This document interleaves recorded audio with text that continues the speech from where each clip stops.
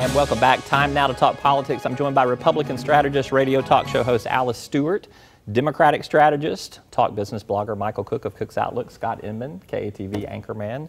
Thank you all for being here. Got a lot to talk about. New polling in the U.S. Senate race this week from Talk Business and Hendrix College shows Pryor with a tiny lead over Tom Cotton. The Pryor folks obviously elated. Here's what the Cotton folks had to say. David Ray, spokesman for Tom Cotton campaign. We've always known this race would be strongly contested. Alice, you were in Washington, D.C. this past week. What is the buzz on that Senate race after this poll's come out? Well, the buzz is I was at the Republican National Committee the other day and speaking with them, they're still extremely confident. Not overly confident, but extremely confident, given that in a race like this, when you have an incumbent senator with this kind of name ID, with this kind of legacy in the state of Arkansas, to still be in most polls, polling under 50%, that's not a good sign. And in Washington, D.C., and it's trickling down to Arkansas, people are frustrated with the Obama administration, Obamacare, the factual inaccuracies that come out of D.C., and Mark Pryor is a big part of that. And what they're seeing is that, well, your poll, great poll, still within the margin of error, right. But if you look at the average of all the polls we have in this race, Tom Cotton is ahead 1.5%, the Real Clear Politics average, and that is not a good sign for Senator Pryor. He should be dominating. What are you seeing in the buzz? Well, a couple things that come to mind. First of all, the Republicans, the Koch brothers and others have thrown about $6 million in negative TV ads against Mark Pryor, and yet the polling shows he's ahead. The Talk Business poll came out that showed he was ahead. Another poll that came out also showed that Mark Pryor is ahead. I think it shows two things. I think number one, the Republican message is just not working in Arkansas. I mean, and this is a state where President Obama has a 65% disapproval rating, but the Republican nominee for the U.S. Senate can't even hit 45%. To me, that just shows he's a very weak candidate. I think Arkansans are coming to see that his politics are just too extreme, and Mark Pryor, you know, somebody we've known and respected and liked for many, many years, which is why he's leading in all the polls. I think one thing is, quickly, it's important to note the ads that have come out by various groups, they're just to shine a spotlight on Senator Pryor's record. If you want to call them negative ads, then you're saying that his record is negative, but they're just spotlighting his record. Ads, however you want to do it, but the bottom line is they've spent $6 million against Mark Pryor, and they haven't budged an inch for Tom Cotton. This shouldn't be this way. This is a southern state where the President Obama is incredibly unpopular, and yet their nominee for the U.S. Senate is barely holding on. To me, that just shows he's just not making it. He's an incredibly overrated candidate. One of the big numbers that jumped out at me in the polling this week was the undecided number. I thought it was kind of low, 8%. Mm-hmm. So obviously, if this thing is a dead heat, there's not many ways it's going to swing one way or the other. And I'm so glad I thought of this question, because you guys have spent a lot of time just now talking about the other guy. Right. I want you to tell me, how does Representative Cotton get those undecideds? And then your turn will be, how does Senator Pryor get those undecideds? Sure. And do it without mentioning the other guy. Well, the key is appealing to the undecided. It's generally the way it works. So you're always going to have your solid base and their solid base, and you want to get the mushy middle is what candidates want to appeal to. And the key is for Congressman Cotton is to continue to do what he's doing, shining the spotlight on his good, solid conservative record, but also focusing on the fact that Senator Pryor voted for Obamacare. He's voted with Barack Obama 95% of the time. And not only that, he still thinks Obamacare is a good thing, and said just the other day he would vote for it again. And we need to shine the spotlight on that. America does not like Obamacare. They don't like the overreach of the federal government, and Arkansas feels the same way. You violated Scott's friends. It's all right. We cut you some slack. Well, I think for Senator Pryor, he has to continue emphasizing what he has been, that he's an independent voice for Arkansas, that he's always going to do what he believes is right for the people of the state. He has a strong record of fighting for everything from our seniors to their college students to the middle class. And I think if he keeps hitting those points home, that he's his own person, he's an Arkansas Democrat, not a national Democrat, I think he will continue to lead in the polls. So are you saying then the message is not totally getting out yet? I mean, if you're saying continue the same message, is there anything, if you're running that campaign, is there anything you drive home that he's not doing now? No, I think he keeps doing what he's doing. I mean, look, he's leading. In a race he should not be leading. You look at other Southern Democratic senators, the few that are left, they're behind. But yet Senator Pryor is holding on, I think, because it's his own positive message, plus the extremism of Tom Cotton, the way he votes, that just, you know, this is the guy who voted against the Violence Against Women Act, the only Arkansas congressman to do that. How do you justify that to women voters? Important thing, stick with the facts. That right there was a duplication. That was a duplication of services, and that was not an anti-woman bill. He was the only a Republican congressman in Arkansas to vote against Well, it. if you look at the facts of that, that's not against women. That is to cut down the duplication of funds. So the other three congressmen were wrong? It's to cut down the duplication of funds. So the other three congressmen were wrong. The point is, if we're sticking with the facts here, and you wanted to make the point of Senator Pryor's record in the state of Arkansas, he's not ahead in the polls. He's ahead in one poll. That's a snapshot. That's one poll. There's two polls that came out this week. Or the other one is by Opinion Research, a very well-respected Arkansas-based polling firm that had him ahead. Granted, 10 points up, probably a little bit larger, but there's two polls that came out this week that shows Pryor is winning. Alice finish her and thought. that poll right there, the Opinion Research poll, it overpolled Democrats by 12%, and that's a fact. And the fact is that they are 10 points ahead. This is the same polling firm that had Congressman Griffin ahead by 2 points right before his reelection, and he won by 16 points. So it's a Democrat skewed poll. But keep in mind, all these polls are fantastic. They're snapshots in time. Your poll is good. But you have to look at the overall trend. You look at the average, and the average of the polls show that Congressman Cotton is ahead by 1.5% against an incumbent Democrat that should be far, far ahead. So the fact is, Congressman Cotton's ahead right now, and he's outpacing him in fundraising, as well. Okay, so we got 30 seconds left, so very quickly here. Alice first, then Michael. Safe to say 2014 is not setting up like 2010. It's not a Republican tidal wave year, is it? Well, it could still be, and who's to say that it's not going to be? Given the way that things are going in Washington, D.C., I expect it to be. I expect to see Congressman Cotton win. I expect to see a sweep in the constitutional offices. I see it to set up just like we did in 2010. She says it's a tidal wave. It's not. You know, you look back 4 years ago this time, Senator Blanche Lincoln was behind in every poll, and yet two polls that came out this week show Senator Pryor listening. Obamacare has been a big debate for the past 5 years. We didn't get a chance to talk about it today, but at the end of the day, people are tired of it. No, you're good. All right, look, you guys stick around. We're going to do some web extra with our conversation here, our roundtable, so don't go anywhere. This will be at the end of the show for all of y'all that are going to be watching here on our airwaves. Check it out online after the show at talkbusiness.net or KATV.com. A farmer understands the needs of every season, and so do Farm Bureau members. When Arkansas families needed electricity, our members brought it. Reliable roads, our members built them. Agricultural education, our members provided. Today's members may not live on a farm, but their connections are as close as ever. So when that difficult season comes, no member has to face it alone. For every season, Arkansas Farm Bureau. Join today. And welcome back to our web extra here, our political roundtable. I've got Alice Stewart, Republican strategist, Democratic strategist Michael Cook, Scott Inman with KATV Channel 7.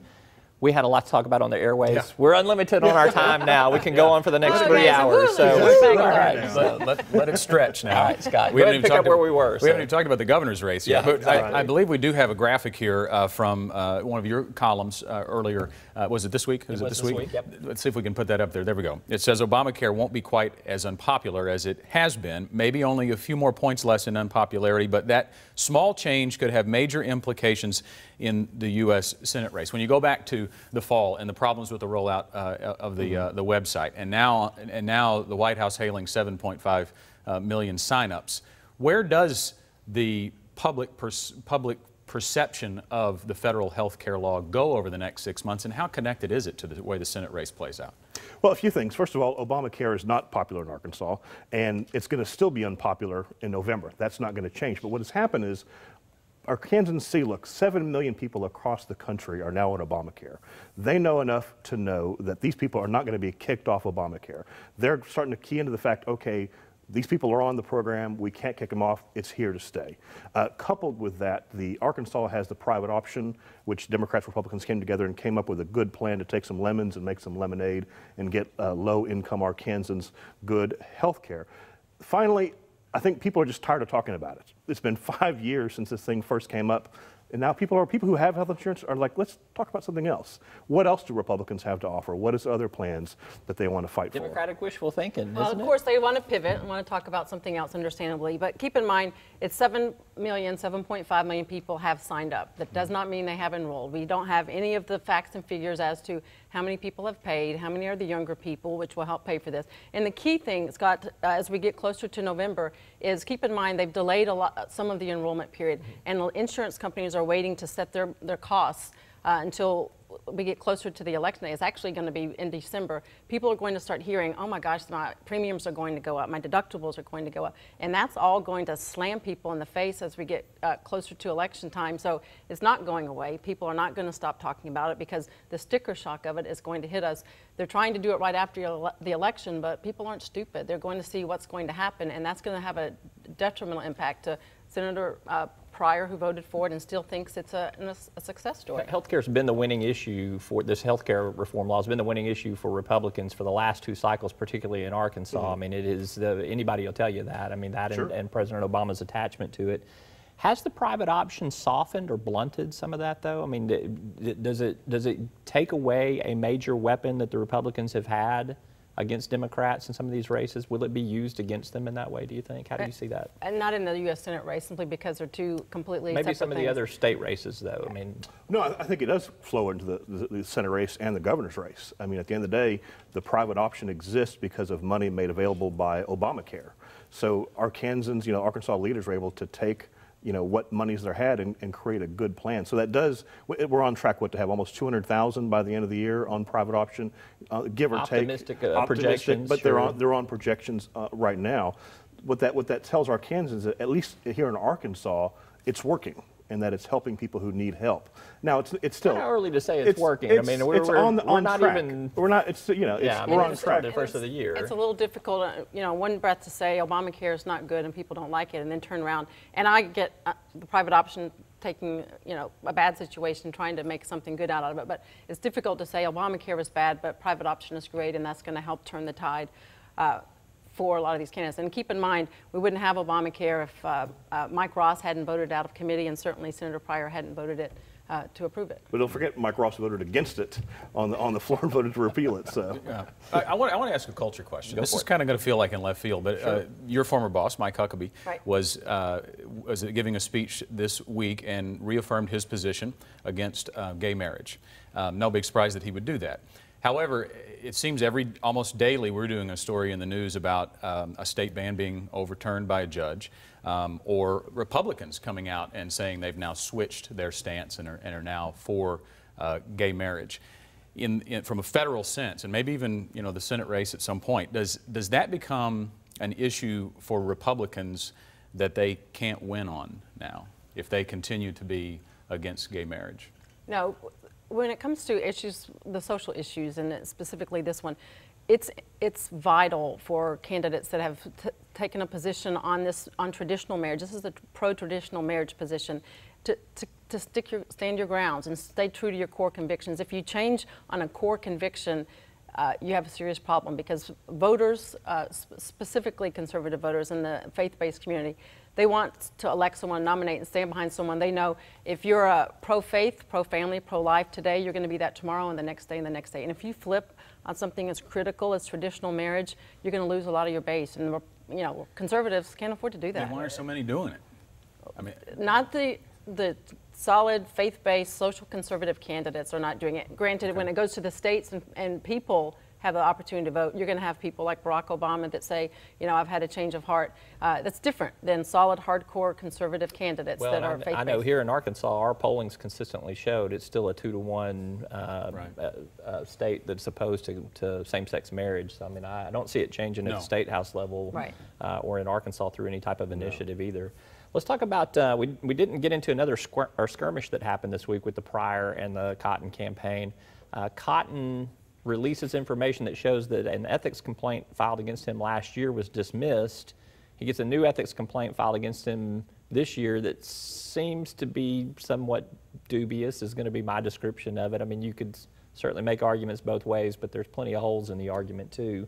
I'll start with you first, Michael, and then go to Alice. I mean, what do you make of this latest ethics? Well, I used to be the executive director for the Democratic Party many years ago. So the job of both political parties, whether Democrat or Republican, is just to create a bunch of noise and hassles for the opposing side. I think the Democratic Party's latest one has some points, and of course there is some points that maybe they're not on point on. I just don't know enough about the whole issue to really weigh in on where it is. The key with the first one, it's already been dismissed by the Ethics Commission as false and frivolous. So unanimous, 6-0 too. Yeah, false and frivolous. And when you talk about creating noise and distraction, it's one thing to do that, but it's false and frivolous. And the second one is more to the idea of he had, it's behind in the polls, he's behind in fundraising. Tom Cotton had all the momentum, so what they do is to create distraction and distortions, and at the end of the day, people are not going to succumb to dirty politics when you throw mud at someone and it's factually inaccurate. And at the end of the day, people, if they're going to resort to telling lies about Tom Cotton, we'll tell the truth about Mark Pryor, and the truth is truth not and lies. truth is not. You're getting nasty here. I think that. Well, I mean, I think both parties are going to stretch the limits on this stuff. Right. I mean, we're going to hear plenty of it over the next 6 or 7 months. I mean, anytime you have a political party, they're kind of biased for their be it Republican or Democratic. So I think the bigger thing that we didn't get a chance to talk about was the Paul Ryan budget that Tom Cotton voted for. I think that will have a bigger play in the upcoming U.S. Senate race. I think we'll see that in some commercials. Oh yeah, it's going to, in terms of where it turns Medicare into a voucher program. He wants to increase the eligibility rate to actually get on Medicare when a state where something like 550,000 Arkansans are on that program. That's going to be, to me, ethics complaint, that's a small matter in the grand scheme of things. I think the larger one is the vote. Yeah, Alex. I think the overall takeaway with the Ryan budget, one of the most important components of that is to work toward a balanced budget, and that's critical. We can all agree that federal government is big spending, high taxing. We can always cut some money and cut spending, and state governments have the burden of balancing the budget. He wants to cut Medicare and Social Security, and he wants to cut Pell Grants. It's sort of like, we agree that there's need to be cuts, but at what cost to Arkansans? That's the challenge of being an elected official. You have to make the tough decisions on where you cut and where you make these important cuts. Won't cut Medicare, but Tom Cotton wants to cut it. I mean, that's talk about priorities. You want to swing to the governor's race? Let's do that. Yeah. Tough being a blogger and a radio talk show host too. You know, both of the governor's candidates, the presumptive nominees in the governor's race, they were former congressmen too. So Congress could have, or what happened in Congress in the past, could have a big role in this governor's race. But as you look at, if you talk about those polls that we showed earlier in this broadcast, in this show, that's also a dead heat. It's about the same number of undecideds. Mm-hmm. How do those undecideds swing? And is Mike Ross kind of on the upswing right now because of the slight lead? I think he's on the upswing. I mean, the last time Talk Business polled on it last year, right. Mike Ross was down 7 points. Now he wasn't down that far, was it? I think it was about 7 4 points. Yeah. I think it was about 4 to 6. It was 4. Maybe I'm thinking of another. But either way, now he's 41-37. I remember. I trust you because you're the one who did the poll. So, how did it get there? I think what has happened is that Arkansans, the more they hear about Ross, the more they like him, and that he's sort of that conservative blue dog Democrat, sort of in the same vein as Mike Beebe is. They saw a commercial with him walking with the governor. Yeah, exactly. So there's that. But on the other side, you have Asa Hutchinson, who is just the picture of a Republican retread. I mean, the last time he ran, he got beat by 15 points in 2006. Arkansans, they just don't like Asa. I mean, every time he's ran 3 times before, he's got slaughtered each time he's run. They want something different besides the guy who's been running since 1986 for statewide office. I think what we're going to see in this election, we're going to have a Republican wave again. There are going to be a lot of folks as we get closer to it. I think the Cotton Pryor race is going to bring a lot of people to the polls. In this particular race, people in the Hutchinson campaign will be smart in reminding folks that Mike Ross voted Obamacare out of committee, and we wouldn't have it if it hadn't gotten out of committee. But the key thing here is we're basically looking at a average of the polls. There's a statistical dead heat in this race. Asa's doing great in fundraising, doesn't have anywhere near the burn rate that Mike Ross has. Mike Ross did start out of the gate raising great money, but he's burning through money like crazy, and you have to spend wisely. Here's one thing, though. Right now, it's very close. Mike Ross is a really hard campaigner, and that's the thing is when we get closer, we get past the primary and get to the general, Asa Hutchinson is going to really have to get out there and work because whatever, like his politics or not, he is a hard campaigner, and that's going to be a challenge for Asa. Do you think Asa Hutchinson's safe for the nomination? You don't think Curtis Coleman? It's going to be that's a great thing about primaries. They're good, and they bring out the best in all the candidates and gives people the opportunity to make a choice. There's also a choice for the Democrat side. It's going to be close. It's going to be close, and I'm excited to see, how got a little over a month to go, but it's a great opportunity for folks to learn about the candidates and vet them now because there's certainly going to be vetted in November. It's a good place for us to end because we've got Curtis Coleman in our next segment here, so that'll be good. Alice Stewart, Michael Cook, Scott Inman, thank you all for being with us. We appreciate it. Thank you. That's our Web Extra. You can keep up with the latest in business and politics each and every day at talkbusiness.net and KATV.com. Thanks for watching.